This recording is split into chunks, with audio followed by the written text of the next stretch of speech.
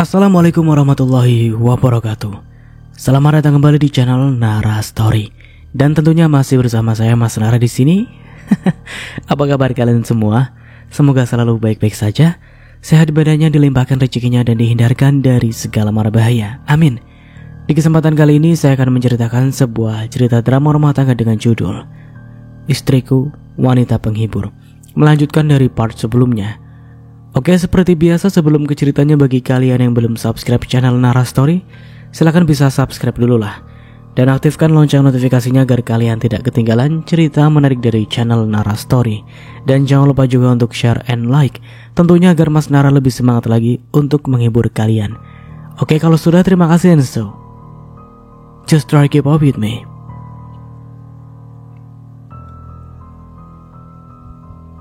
Biasanya dari tempatnya duduk, matanya akan dengan mudah menemukan sosok itu di seberang jalan. Tapi hari ini pemandangan itu kosong. Lapak dagangan suci tertutup rapat dengan terpal biru yang terikat erat di sudut-sudutnya.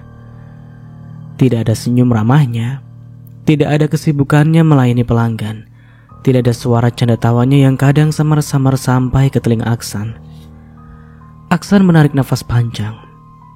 Sudah beberapa 2 hari sejak kecelakaan itu terjadi, dan dia belum sempat menjenguknya lagi di rumah sakit. Bukan karena ia tidak ingin, tetapi hari ini pekerjaannya menumpuk. Toko sedang ramai dan dia tidak bisa begitu saja meninggalkan tanggung jawabnya. Sementara itu di tempat lain, Suci yang masih menjalani pemulihan di rumah sakit tengah kedatangan tamu. Tamu yang tak ia duga. Di depan ranjangnya berdiri seorang pria dan seorang wanita yang wajahnya tampak penuh dengan ketegangan. Mereka bukan bagian dari keluarganya, bukan teman, juga bukan kerabat. Mereka adalah keluarga dari pengemudi mobil yang terlibat dalam kecelakaan itu. Wanita berwajah sinis itu langsung berbicara tanpa basa-basi. "Kami datang untuk meminta pertanggungjawaban." "Pertanggungjawaban?" Ulang Iksan berusaha memahami maksud dari mereka. Pria di samping wanita itu maju selangkah. Suaranya terdengar lebih tegas. "Kalian pasti tahu bahwa keluarga kami juga menjadi korban dalam kecelakaan itu. Mereka semua dirawat di rumah sakit, butuh biaya besar, kira-kira puluhan juta. Mobil kami juga sudah rusak parah. Biaya perbaikannya tidak sedikit.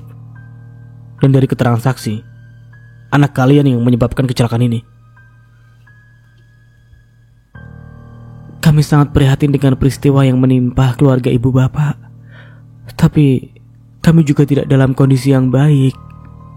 Kami hanya keluarga sederhana, hidup pas-pasan. Dari mana kami bisa membayar ganti rugi sebesar itu?" "Jadi maksud kalian keluarga kamu yang menanggung semua kerugian ini sendiri?" Bibir Zahwa bergetar. Iksan menepuk bahu istrinya. Mencoba menenangkan, dia berusaha berpikir jernih. Tapi permintaan mereka terlalu berat baginya, yang hanya bekerja sebagai kuli cuci, lalu suaminya sebagai pekerja di kebun sawit, dan anak mereka yang hanya berjualan ayam ungkep di pasar. Iksan buka suara mencoba mencari jalan terbaik. "Kami tidak akan lari dari tanggung jawab. Saya benar-benar minta maaf atas kejadian ini. Tapi apakah ada cara lain selain mengganti rugi puluhan juta itu?" "Tidak ada cara lain. Kami butuh biaya, dan kalian harus membayar." Ruangan itu dipenuhi ketegangan. Zahwa memegang tangan Suci dengan erat, mencoba memberi kekuatan pada putrinya yang tampak semakin pucat. Di saat yang sama, di toko seberang pasar, Aksan duduk dengan tatapan kosong. Dia tidak tahu bahwa di tempat lain, gadis yang dia pikirkan sedang menghadapi cobaan yang jauh lebih besar dari yang ia bayangkan. Ruangan itu semakin dipenuhi ketegangan. Suara dan 2 tamu tak diundang itu begitu lantang dan menggema. "Jangan mencari alasan. Anak kalian sudah menyebabkan kecelakaan yang hampir merenggut nyawa keluarga kami. Dan sekarang kalian bilang tidak bisa membayar. Lalu siapa yang harus bertanggung jawab?" Iksan mengepalkan tangannya erat-erat. Dia ingin menjawab, ingin membela keluarganya. Tapi kenyataan memang menyakitkan. Mereka tidak punya uang sebanyak itu. Bahkan untuk biaya pengobatan Suci saja hanya bergantung pada kartu kesehatan khusus bagi masyarakat yang tidak mampu. Suci yang sejak tadi diam merasakan dadanya semakin sesak melihat orang tuanya dibentak-bentak. Tapi apa yang bisa dia lakukan? Bahkan untuk berdiri tegak saja tubuhnya masih terasa lemah.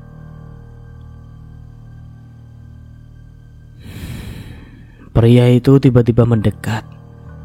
Langkahnya mantap menuju ke arah ranjang Suci. Tatapan matanya menyimpan sesuatu yang sulit diartikan.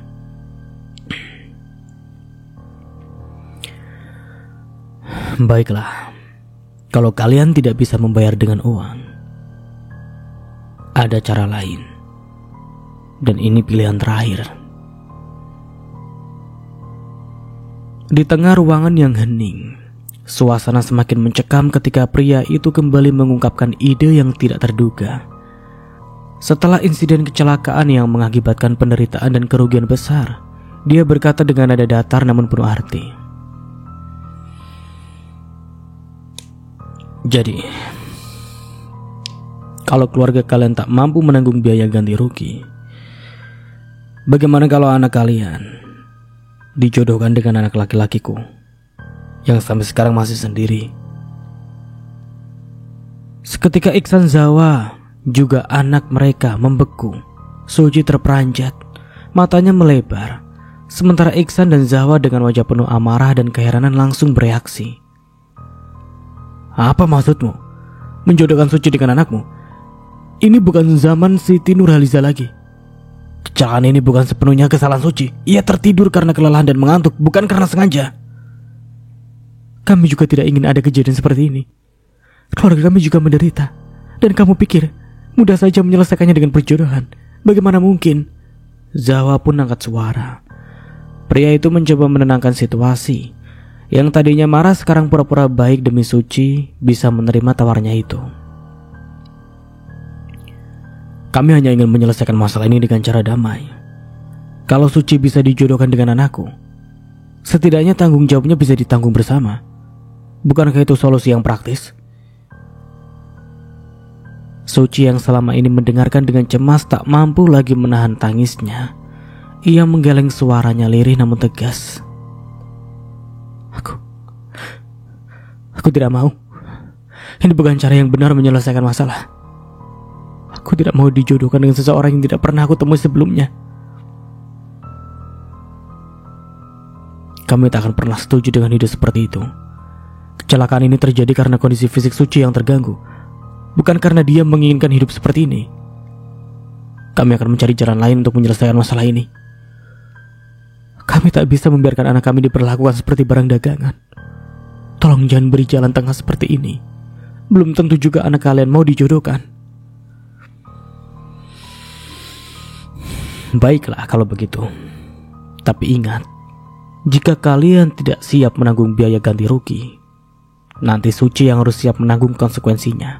Aku beri waktu dan bila ada penolakan, tanggung jawab harus tetap berjalan seperti semestinya.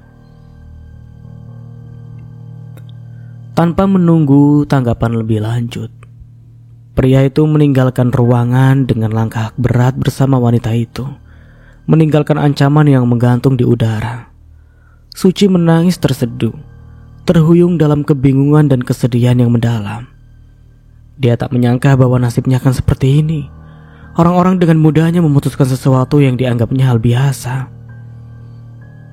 Nah, percayalah, Allah akan memberikan jalan keluar atas cobaan ini. Kami akan bersama-sama mencari solusi terbaik, dan tak seorang pun akan menghina harga dirimu. Mama dan Papa ada di sini untukmu, nak. Jangan biarkan kata-kata mereka membuat hatimu hancur. Kita akan melalui semua ini bersama-sama. Suci mengangguk pelan.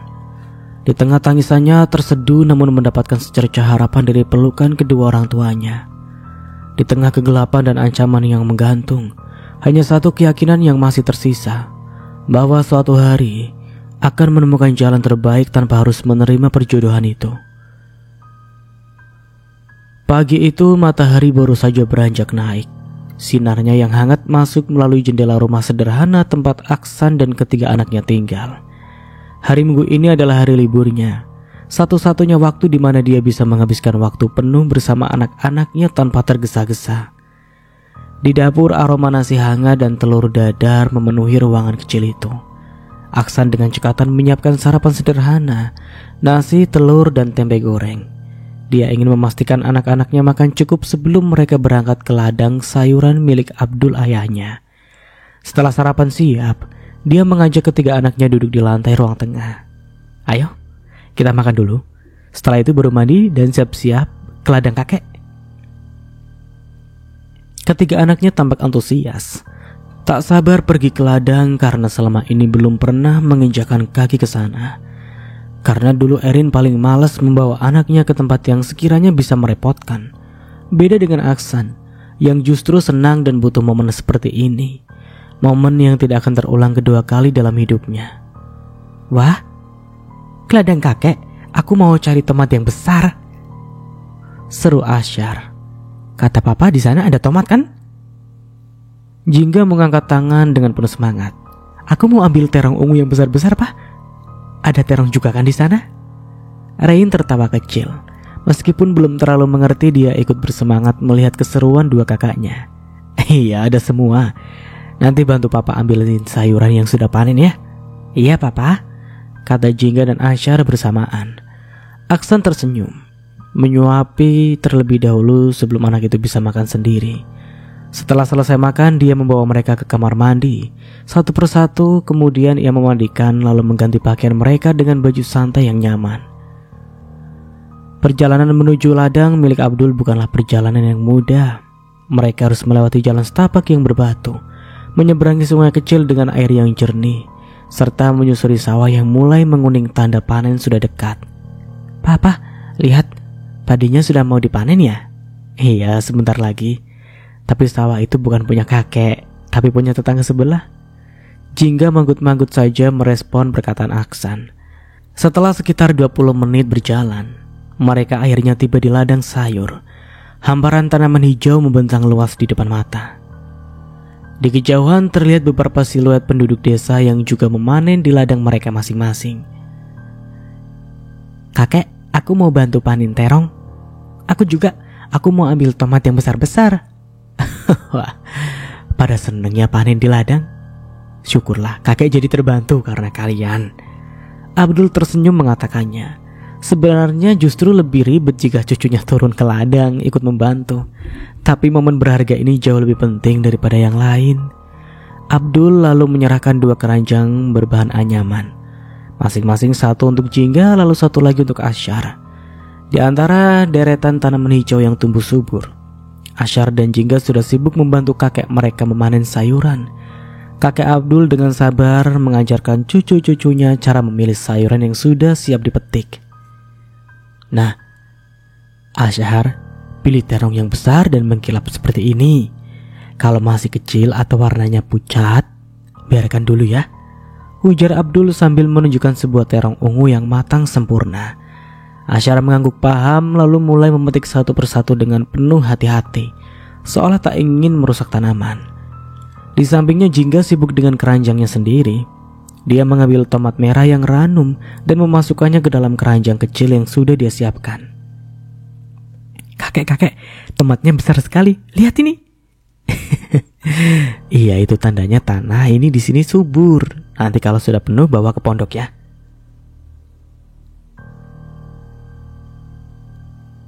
Sementara itu, di pondok kecil bertatapan jerami yang terletak di sudut ladang. Rain duduk manis di pangkuan neneknya. Dia masih terlalu kecil untuk ikut turun ke ladang. Jadi sang nenek menemani dan sesekali mengipasi cucu bungsunya dengan kipas dari anyaman bambu. Rain mau minum? Tanya nenek dengan lembut. Rain mengangguk malu-malu, lalu menerima botol minumannya dan menyeruput perlahan. Di bawah rindang pohon di dekat pondok, Aksan sedang bersiap-siap. Dia menyesuaikan tali keranjang rotan di punggungnya, memastikan cukup kuat untuk membawa hasil panen nanti. Sebelum turun ke ladang, dia menatap sekilas ke arah pondok kecil itu. Melihat Rain yang nyaman di pangkuan neneknya, hatinya merasa tentram. Dia bersyukur memiliki orang tua yang begitu menyayangi cucu-cucunya. di saat ibu kandungnya justru tidak memberi kasih sayang yang lebih. "Mah, kalau Rain minta makan ada bekal di keranjang," kata Aksan sebelum langkah pergi. "Iya nak, kamu kerja saja dulu, biar Rain sama mama di sini." Aksan mengangguk, lalu melangkah turun ke ladang, menyusul ayah dan kedua anaknya yang masih sibuk memanen. Di ladang suara canda tawa terdengar, berpadu dengan riuhnya dedaunan yang bergoyang di terpa angin. Sebuah pagi yang hangat, damai, dan penuh kebersamaan, momen yang akan selalu dikenang. Siang semakin terik, matahari hampir mencapai titik puncaknya, menyinari ladang yang luas dengan cahaya keemasan yang menyilaukan. Peluh mulai membasahi dahi, tetapi senyum tetap mereka di wajah mereka. Hari ini adalah hari yang baik, hasil panen berlimpah, lebih banyak dari yang mereka perkirakan. Alhamdulillah, panennya bagus. Di sampingnya istrinya pun tersenyum. "Iya pak, insya Allah laris di pasar nanti. Besok pagi aku akan membawa ke pasar. Hasil jualannya nanti bisa buat beli kebutuhan rumah. Dan sebagian bisa kita kasih buat cucu-cucu kita sebagai uang jajan." Jajan? Hore! Asyar ikut tersenyum lebar. Rain yang masih berada di pangkuan neneknya ikut tersenyum tanpa benar-benar mengerti. Aksan sejak tadi sibuk mengumpulkan sisa-sisa panen, akhirnya melangkah mendekat. Ia menyeka keringat di lehernya dengan lengan baju. "Kalau sudah selesai kita pulang sekarang aja pak. Anak-anak sudah cukup main dan mereka pasti mulai lelah." "Iya, sudah siang juga. Lagi pula kalau kelamaan di sini anak-anak bisa gosong nanti." "Ayo, kita beres-beres dulu. Jangan ada sampah yang tertinggal ya." Setelah semua siap, mereka mulai berjalan pulang. Jalan setapak yang mereka lalui kembali terasa panjang, tetapi perjalanan kali ini terasa lebih ringan karena mereka membawa hasil panen yang melimpah dan hati yang penuh rasa syukur. Di kejauhan rumah mereka sudah mulai terlihat. Aksan tak sabar untuk berbaring di lantai yang dingin sejenak, sebab punggungnya terasa letih karena terus membungkuk mengambil hasil panen di ladang tadi. Setelah jauh berjalan, Aksan dan keluarganya baru saja tiba di rumah. Setelah seharian berada di ladang, langkah mereka sedikit melambat. Lelah mulai terasa di tubuh, namun hati mereka tetap ringan karena hasil panen yang melimpah. Namun, sebelum sempat membuka pintu, sesuatu di lantai depan rumah menarik perhatian mereka. Itu apa?" Suara ibu Aksan sedikit terkejut. Sebuah kotak paket berwarna coklat tergeletak diam, tampak seperti baru diletakkan di sana. Tidak ada yang tahu dari mana asalnya. "Siapa yang punya ini? Dari mana ini ya? Kamu tahu siapa yang mengirimnya?" "Tidak tahu mah." "Ya mungkin dari ibu mereka kali." Seketika suasana menjadi sedikit sunyi. Nama itu memang jarang disebut, namun tidak pernah benar-benar terlupakan dalam ingatan mereka. Tak ingin berlama-lama menebak, Aksan segera membuka pintu rumah, mengajak keluarganya masuk. Jingga dan Asyar yang sudah melihat tulisan nama mereka di kotak itu berdiri di dekat dengan mata berbinar penuh rasa ingin tahu. Dengan hati-hati Aksan mulai membuka kotak itu. Tangannya bergerak pelan, dengan sabar mulai merobek kertas paket. Dan begitu isi kotak terlihat, Aksan tertegun, begitu juga dengan kedua orang tuanya. Di dalamnya tersusun rapi beberapa baju baru dengan warna yang cerah. Ada baju untuk Jingga, Asyar, dan bahkan untuk si kecil Rain. "Ini banyak sekali," gumam Erma masih tertegun. "Hah? Bagus banget pak, ada Ultraman-nya," seru Asyar dengan senang.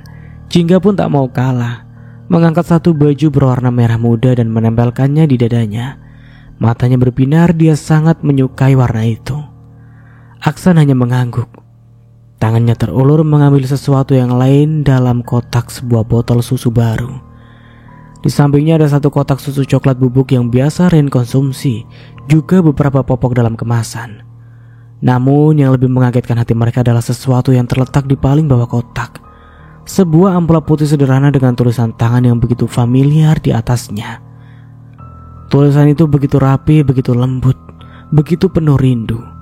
Aksan tahu siapa pemilik tulisan ini. Tak lain ibu dari anak-anaknya. Namun Aksan menduga satu hal yang pasti di balik hadiah ini bukan sekedar hadiah biasa, tapi ada maksud dan tujuan yang entah apa kali ini. Hari ini pasar kembali ramai seperti biasa. Para pedagang sibuk melayani pembeli, suara tawar-menawar terdengar di sana-sini, dan aroma khas makanan pasar bercampur dengan udara pagi yang mulai menghangat. Di salah satu sudut pasar, Suci duduk di balik meja dagangannya. Ayam ungkep yang ia jual tertata rapi di atas nampan, siap untuk dibeli. Namun berbeda dari hari sebelumnya. Kali ini tidak ada senyum semangat yang menghiasi wajahnya. Tidak ada semangat yang biasa terlihat dari dirinya. Suci hanya duduk termenung, matanya kosong menatap ayam-ayam yang belum tersentuh pembeli. Suci merenung. Pikirannya masih dipenuhi oleh perjanjian yang diberikan oleh lelaki dari keluarga korban kecelakaan. Kata-kata mereka masih menggema di benaknya, membuat dadanya sesak. Dari seberang jalan Aksan memperhatikannya. Duduk di bangku kayu di depan toko tempatnya bekerja. Ia menatap Suci dengan alis berkerut. Biasanya Suci selalu ceria saat berjualan. Bahkan jika dagangannya belum laku, ia tetap tersenyum dan menyapa siapapun yang lewat. Tapi kali ini wajahnya murung, tatapannya kosong. Aksan menyadarkan tubuhnya ke kursi, menghela nafas dalam. Dia ingin bertanya ada apa dengan Suci, ingin tahu apakah gadis itu masih sakit setelah kecelakaan, atau ada hal lain yang membuatnya seperti ini. Namun pekerjaannya masih banyak. Truk barang belum selesai dibongkar, dan dia masih harus mengecek stok di dalam toko. Nanti sore aja lah. Begitu pekerjaan mulai berkurang, aku akan ke sana. Aku akan menanyakan langsung keadaannya sekarang. Sementara itu di meja dagangannya Suci tetap duduk dengan tatapan kosong. Bahkan saat seorang pelanggan datang dan membeli beberapa ayam, dia masih tampak bingung. Ini pertama kalinya Aksan menyaksikan Suci tidak memberi senyuman pada pembelinya. Benar-benar ada yang aneh dengan langkahnya. Setelah pelanggan pergi, dia kembali termenung. Sore harinya, pekerjaan di toko sudah mulai berkurang dan suasana sore di pasar terasa lebih hening dari biasanya. Udara yang sedikit lebih sejuk setelah terik matahari siang membuatnya merasa lega. Dia duduk sejenak di kursi kayu mengelap meja dengan pelan, membersihkan debu-debu yang terjatuh sepanjang hari. Barang-barang yang berserakan juga disusunnya dengan rapi. Tak lama dia memutuskan untuk segera pulang. Setelah mencabut ponselnya yang sempat ia cas di lantai 2 toko, Aksan merapikan tas kecilnya. Pak Romi, saya pamit pulang dulu ya. Kenapa buru-buru sekali? Memangnya pekerjaan kamu semuanya sudah selesai? Iya pak, semua sudah selesai. Silakan bapak cek sendiri. Kalau ada yang kurang, saya siap melanjutkan pekerjaan saya. Pak Romi mengerutkan keningnya lalu berdiri dan menatap beberapa bagian yang sudah dikerjakan Aksan. Ya sudah, kalau begitu yang terpenting kamu sudah benar-benar menyelesaikan semuanya. Kamu boleh pulang sekarang. Terima kasih pak. Saat Aksan melangkah keluar, dia langsung menatap ke seberang jalan, di mana dia melihat sosok yang sudah lama ia tunggu-tunggu. Aksan yang awalnya ragu-ragu akhirnya memberanikan diri menemuinya. Dia menyeberang jalan dengan langkah hati-hati. Matanya terus tertuju pada Suci. Begitu sampai di depan meja jualannya, dia berdiri sebentar, menunggu waktu yang tepat untuk menyapa. Suci? Aksan? Hai. Bagaimana kabarmu sekarang? Sudah benar-benar pulih? Aksan grogi menyapa. Alhamdulillah sudah membaik. 2 hari yang lalu dokter sudah mengizinkan untuk rawat jalan, dan hari ini baru bisa jualan. Syukurlah, aku senang dengarnya. Aksan, ini untukmu. Apa ini? Ini hanya sedikit tanda terima kasih dariku. Aku tidak tahu harus bagaimana membalas kebaikanmu, jadi aku menyiapkan ini. Suci, aku tidak bisa menerimanya. Kenapa? Aku membantu bukan karena mengharapkan sesuatu darimu. Aku melakukannya dengan ikhlas. Jadi tidak perlu memberi apapun untukku. Kalau kau menolak pemberianku ini, maka aku tidak akan mau melihatmu lagi. Aksan tersentak. Terimalah, tolong. Ini sebagai tanda terima kasihku. Kau sudah menolongku 2 kali, Aksan. Kalau bukan karena kamu, entah bagaimana nasibku sekarang. Baiklah, aku terima ya. Tapi bukan karena aku menginginkannya, melainkan karena aku tidak mau kau menjauh dariku. Terima kasih, Aksan. Setelah menerima bingkisan itu, Aksan menatap Suci dengan lebih dalam. Ada sesuatu yang sejak tadi mengganggunya, sesuatu yang membuatnya penasaran. Suci, boleh aku bertanya sesuatu? Panggilnya dengan pelan. Apa? Hari ini aku melihatmu berbeda. Biasanya kau selalu terlihat ceria saat berjualan, tapi sekarang kau terlihat murung. Ada apa? Barangkali aku bisa bantu. Suci terdiam. Dia tidak menyangka Aksan bisa menyadari itu. Maaf, Aksan. Aku belum bisa menceritakannya sekarang. Ya udah, tidak apa-apa. Tapi ingat dia, jika kamu membutuhkan bantuan, jangan sungkan dan langsung katakanlah padaku. Aku akan siap membantu sebisaku. Iya, terima kasih, Aksan. Ya, udah mulai dekat ini. Oke, lanjut. Sudah seminggu berlalu seperti biasa, Aksan kembali tenggelam dalam rutinitasnya. Sebagai kepala gudang, dia tak pernah benar-benar bisa beristirahat. Setiap harinya ada saja barang yang harus diatur, rak yang harus diisi, atau debu yang harus dibersihkan dari sudut-sudut toko. Tapi Aksan justru menyukai kesibukannya ini, sebab dia menjadi lebih produktif dan tubuhnya terasa lebih bugar karena terus menjalani aktivitas rutin setiap waktu. Toko ini memang selalu ramai, harganya yang terjangkau dan barang-barangnya yang dibutuhkan banyak orang membuatnya tak pernah sepi. Saat ini keadaan toko benar-benar penuh sesak. Suara pelanggan bercampur dengan suara plastik berdesir, rak bergeser, dan langkah kaki yang tak henti-hentinya berlalu lalang. Aksan dan Pak Romi sibuk melayani pelanggan, memastikan semua tetap terlayani dengan baik. Pak, ini harganya berapa? Kok di rak gak ada labelnya?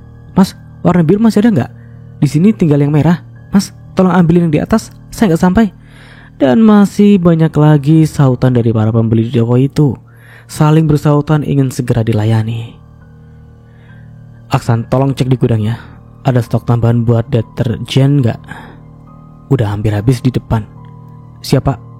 Saya ke belakang dulu. Dia benar-benar tak sanggup menghadapi semua seorang diri. Tapi Pak Romi belum juga berinisiatif menambah 1 karyawan untuk membantunya sebagai pekerja biasa. Aksan hanya bisa pasrah dan bekerja semaksimal mungkin. Beberapa saat kemudian Aksan kembali melanjutkan aktivitas lainnya. Saat dia tengah menyusun tumpukan kardus di rak belakang, matanya tanpa sengaja menangkap sesuatu di luar sana. Tepat di seberang jalan ada seorang pria muda berdiri di samping Suci. Pria itu tampan, berwibawa, dengan penampilan sangat rapi. Pakaian dikenakannya pun menunjukkan bahwa dia bukan orang sembarangan. Pria itu berbicara dengan lembut, penuh perhatian, dan dari kejauhan Aksan bisa melihat bagaimana mata Suci menatapnya seperti ada ketenangan di sana. Ada senyum yang mungkin selama ini tak pernah diberikan kepadanya.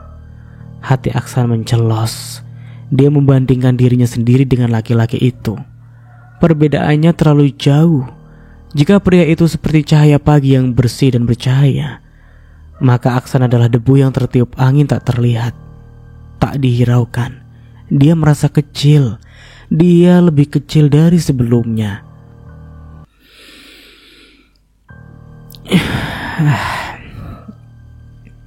Mungkin perasaanku akan berakhir di sini. Mungkin dia laki-laki yang akan memiliki Suci. Hati Aksan seakan remuk tanpa harus mendengar apapun. Hanya dengan melihat mereka berdiri berdampingan, dia sudah tahu bagaimana ceritanya akan berakhir. Seharusnya dia sadar sejak awal tidak ada kisah untuknya. Dia terlalu takut, terlalu pengecut untuk menyampaikan perasaannya. Ya, mungkin kemarin bulan lalu Suci masih sendiri. Tapi aku hanya diam, hanya melihat dari jauh. Hanya berharap tanpa berani mencoba. Ia terlalu sibuk menahan diri, terlalu sibuk merasa tidak pantas.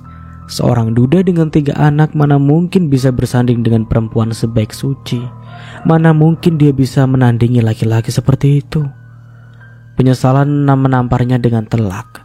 Andai saja dia lebih berani, andai saja dia tidak membiarkan ketakutannya menguasai dirinya, mungkin hari ini dia tidak akan berdiri di sini dengan hati yang patah.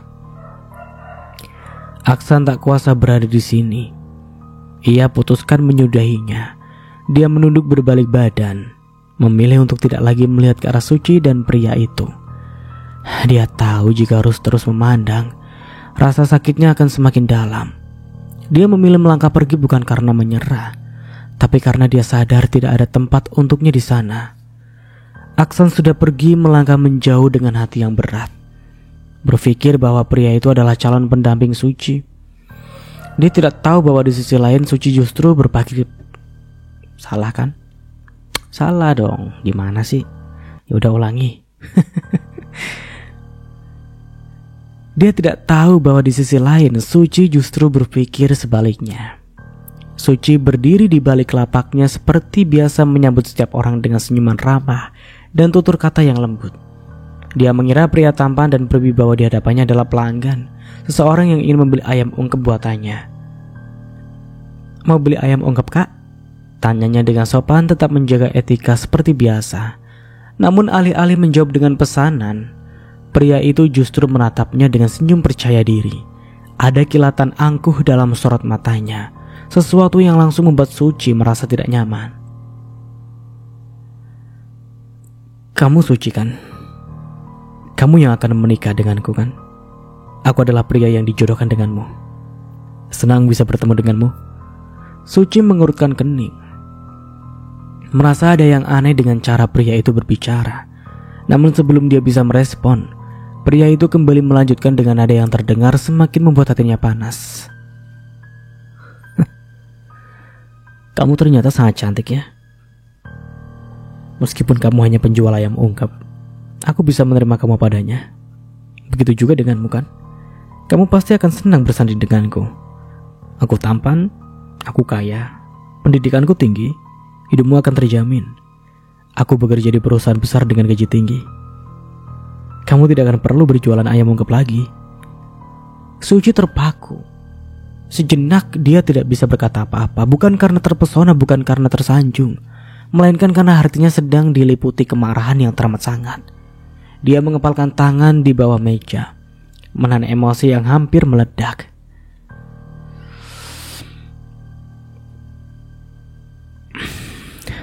Kamu pikir aku siapa? Pria itu tampak terkejut, tak menyangka respon Suci akan seperti itu. Mau kamu sebaik, setampan, sekaya apapun, aku belum tentu langsung menerima kamu. Tidak semudah itu menerima seseorang dalam hidup. Maaf, kamu salah orang. Aku belum menyetujui perjodohan ini. Nada suaranya dingin menusuk membuat pria itu kehilangan senyum percaya dirinya. Namun Suci belum selesai. Aku tidak gila paras, harta dan jabatan. Sebaiknya kamu pergi saja. Aku pikir kamu tadi pembeli yang akan membeli ayam ungkepku. Makanya aku rela melayanimu dengan ramah. Ia menatap pria itu dengan tatapan ketegasan. Pria itu terdiam. Sesaat dia seperti kehilangan kata-kata. Wajahnya semula penuh kebanggaan berubah menjadi kaku, seolah tidak percaya bahwa seorang penjual ayam ungkep berani menolaknya. Suci tidak peduli. Dia membuang pandangannya, memilih untuk tidak lagi melihat pria itu, menunjukkan bahwa ia tidak tertarik sedikit pun dengan kata-kata manis yang dibungkus dengan kesombongan. Wah, ini sangat berbeda ya dengan si siapa namanya itu? Erin. Coba kalau Erin yang kayak gituin, langsung itu lepas semuanya. Oke, kita lanjut. Dan saat pria itu akhirnya melangkah pergi, Suci menghela nafas panjang merasa lega. Di sisi lain, jauh dari sana, Aksan masih tidak tahu bahwa dugaan dan pikirannya tadi ternyata salah besar. Ia kembali sibuk bekerja mengangkat beberapa kardus besar yang baru saja datang dari truk pengiriman.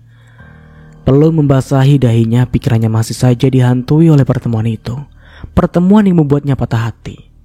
Sejak melihat pria tampan dan berwibawa itu menghampiri Suci, Aksan merasa dunianya seakan runtuh. Dia sudah memutuskan untuk tidak lagi mengganggu Suci, tidak lagi berharap atau bahkan sekedar membayangkan jika dia masih punya kesempatan. Suci pasti akan menjadi milik pria itu. Pria yang kaya, tampan, pria yang ia anggap lebih pantas. Bagaimana mungkin dia bisa menandangi seseorang seperti itu, sedangkan dia hanya pekerja biasa di area pasar, tidak kaya, dan punya tanggungan 3 anak yang masih kecil, dan juga hanya hidup sederhana. Tidak ada yang bisa dibanggakan selain akhlak baiknya. Tapi tanpa Aksan sadari, justru hal itu yang Suci inginkan, dan kalah dari apa yang dimiliki dari pria idaman tadi bagi para wanita di luaran sana. Dia tidak butuh laki-laki yang kaya raya tapi sombong. Dia tidak perlu laki-laki yang tampan tapi tidak bisa menghargai perempuan. Yang dia butuhkan adalah seorang yang tulus, yang mencintainya bukan karena alasan-alasan duniawi, tetapi karena sungguh-sungguh ingin bersamanya, membawa kehidupannya ke arah yang lebih baik dan membimbingnya ke surga. Karena bagi Suci, wajah akan menua, harta akan habis, jabatan bisa hilang, tapi cinta dan akhlak yang baik akan bertahan selamanya, bahkan sampai menutup usia. Sayangnya, Aksan tidak tahu akan hal itu, hanya karena terkekang oleh keraguan saja. Saat ini dia sudah memutuskan untuk menarik diri, memilih mundur sebelum dia benar-benar terluka lebih dalam. Dia tidak tahu bahwa kesempatan itu masih ada, bahwa Suci bukanlah gadis yang mudah tergiur oleh dunia. Di dalam sebuah ruangan luas dengan perabotan mewah, seorang pria muda berdiri dengan wajah merah padam, penuh emosi. Papa, bagaimana ini? Perempuan biasa kampungan itu justru menolakku. Jatuh harga diriku. Aku dipandang sebelah mata. Ya udahlah. Kalau gadis itu tidak mau, ya sudah, kamu ini pria berpendidikan tinggi, tampan, kaya raya.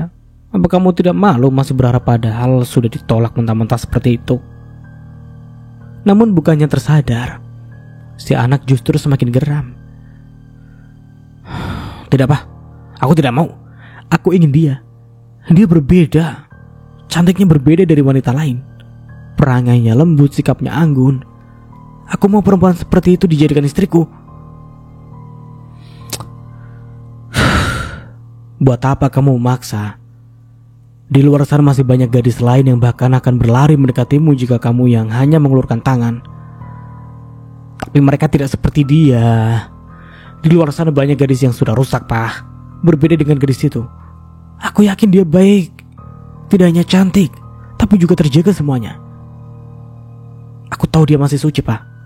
Aku tetap mau dia pokoknya. Papa harus bicara dengannya. Dia harus menerima perjodohan ini.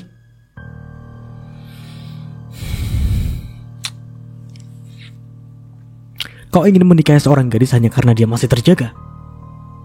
Bukan karena kau mencintainya. Bukan karena kau ingin membahagiakannya.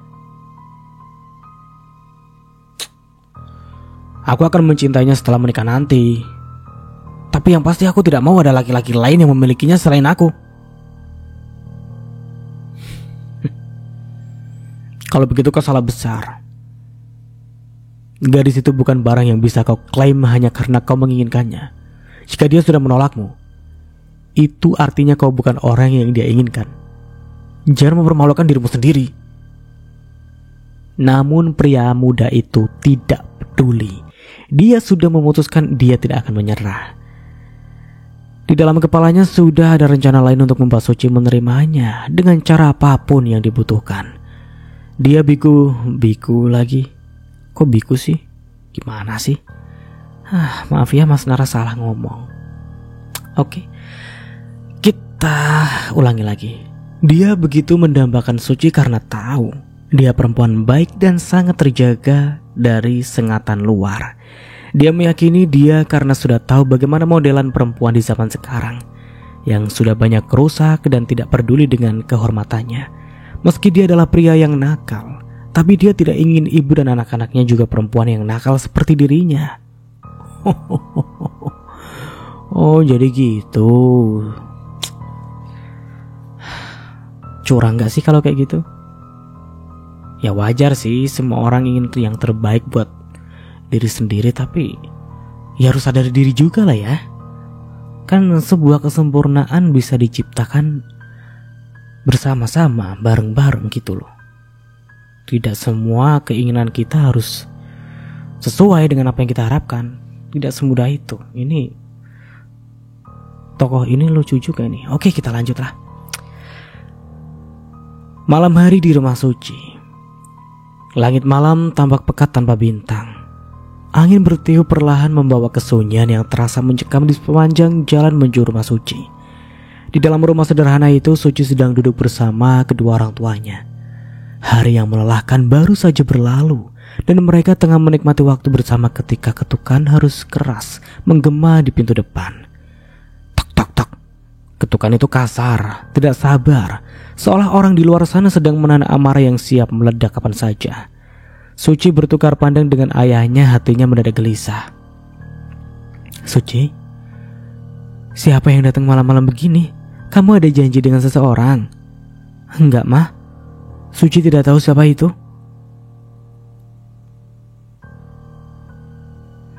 Aku datang untuk menagih janji. Suara pria yang tempo hari mengacau di rumah sakit itu terdengar lantang, menggema di halaman rumah. Iksan melangkah maju berdiri di samping putrinya. Ada apa ini? Datang tidak salam dan langsung marah-marah. Jangan pura-pura lupa. Kamu sudah sepakat, tapi perempuan ini malah menolak. Bahkan caranya menolak pada anakku sangat tidak sopan. Saya tidak pernah sepakat. Itu keputusan sepihak. Saya tidak bisa menikahi seseorang yang bahkan saya tidak kenal baik sifatnya. Aku tidak mau menikah hanya karena dipaksa. Kamu juga. Sebaiknya cari wanita yang benar-benar mencintaimu. Suci berkata sambil memandang wajah pria muda di hadapannya. Suasana semakin panas, pria itu mengepalkan tangannya siap mengamuk. Namun ayahnya yang berada di sebelahnya justru mendesah pelan sebelum berkata dengan suara dingin. Baik, kalau memang perjodohan ini tidak bisa dilangsungkan, kami ingin ganti rugi malam ini juga. 50 juta, sekarang juga. Suci terbelalak.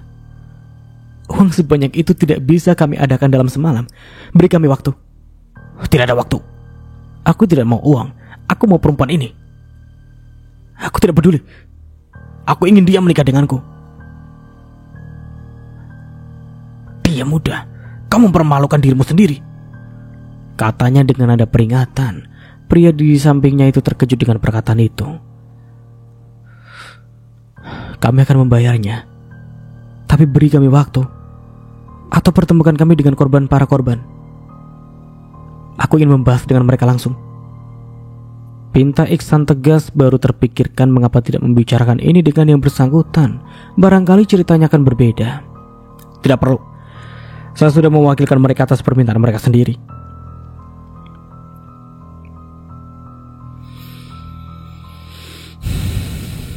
Baiklah. Aku akan usahakan uang itu. Tapi belum malam ini. Siapa juga yang mampu mengadakan uang 50 juta dalam hitungan menit? Kecuali aku orang kaya. Oke. Saya kasih waktu seminggu.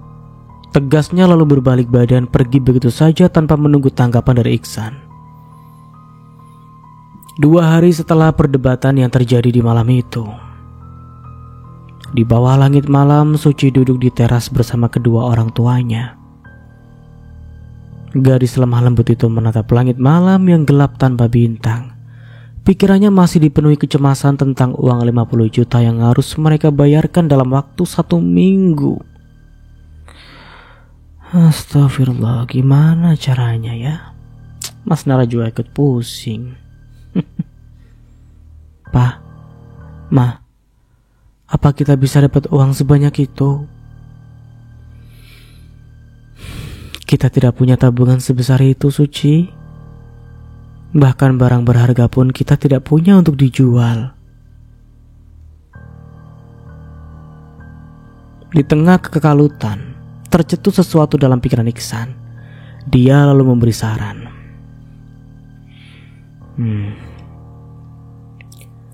Sebaiknya kita cari tahu dan bertemu langsung dengan para korban. Papa ingin menyelesaikan ini langsung dengan mereka, bukan dengan pria arogan yang datang kemarin malam. Kita cari kontak atau alamat rumah mereka. Siapa tahu ada jalan di balik saran Papa ini. Suci mengangguk setuju. Ada harapan kecil yang tumbuh dalam hatinya. Iya, kita datang ke rumah sakit, Pak. Korban pernah dirawat di rumah sakit Harapan. Hanya saja Suci lupa bilang sama Mama Papa. Mungkin ada perawat yang bisa membantu kita menemukan alamat mereka. Baik, besok kita mulai cari tahu. Keesokan paginya pukul 8.30. Setelah membereskan dagangan ayam ungkepnya lebih awal, Suci langsung pergi ke rumah sakit tempat korban kecelakaan itu dulu dirawat. Dagangan hari ini dititipkan pada pedagang yang ia kenal dan bisa dipercaya. Sementara Suci fokus menemukan informasi keluarga itu. Seiring berjalan waktu, Suci sudah kembali menginjakan kaki di rumah sakit di mana dia pernah menjalani perawatan secara intensif. Dia berjalan dengan langkah cepat menuju meja informasi, bertanya kepada petugas di sana apakah ada yang masih mengingat kasus kecelakaan tempo hari. Beruntung seorang perawat yang saat itu bertugas kebetulan sedang berada di sana. Saya ingat kasus itu. Mobil itu dikendari oleh seseorang bernama Pak Arman. Beliau sudah pulang dari rumah sakit sejak beberapa waktu lalu. Saya tidak bisa memberikan informasi pribadinya secara resmi. Tapi ini alamat rumahnya. Saya harap kalian bisa menyelesaikan masalah ini dengan baik. Terima kasih banyak, Mbak. Perawat itu awalnya enggan memberitahu informasi sekecil apapun itu. Tapi karena Iba melihat Suci yang sedang kesusahan, hatinya pun tergerak untuk membocorkan alamat rumah pasiennya. Suci tersenyum puas saat sudah mengantongi alamat yang dia inginkan selama ini. Namun hari itu ia belum bisa pergi. Masih ada dagangannya yang harus ia urus, yang hanya dititipkan pada orang lain. Di hari kelima di pagi hari saat mengawali aktivitas, Suci dan papanya hendak mendatangi alamat yang diberikan perawat rumah sakit. Dengan motor tua yang sudah butut, mereka menempuh perjalanan menuju alamat yang tertulis dalam secari kertas. Suci duduk di belakang memeluk tas kecil yang dia bawa. Di dalamnya hanya ada air minum dan sedikit uang, sembari terus melantunkan doa-doa agar urusan-urusan hari ini dimudahkan dan dapat titik terang. Motor tua itu menderu pelan melewati jalanan yang cukup sepi. Suci menatap pemandangan di sepanjang jalan. Pikiran dipenuhi kekhawatiran. Bagaimana jika mereka tetap meminta ganti rugi penuh? Bagaimana jika mereka tidak mau memberi tenggang waktu? Atau bagaimana jika mereka justru bersikeras menginginkan perjodohan yang tidak Suci inginkan? Dia tidak tahu jawaban dari mana semua pertanyaan itu. Yang dia tahu, dia dan ayahnya sedang berusaha, sedang mencari secercah harapan, berharap pada takdir yang lebih baik. Panas matahari siang kian menyengat, namun tak mematahkan semangat. Motor tua yang mereka tunggangi sudah beberapa kali berhenti di pinggir jalan. Bukan karena rusak, tetapi karena mereka harus bertanya kepada warga sekitar tentang alamat yang tertulis dalam selembar kertas yang sudah terkoyak dalam genggaman Iksan. Suci menatap kertas itu lagi, mencoba memastikan apakah ada yang salah dengan alamat yang diberikan oleh perawat itu di rumah sakit. Karena sudah bertanya kepada beberapa orang, tapi belum ada satupun yang mengenali alamat tersebut dengan pasti.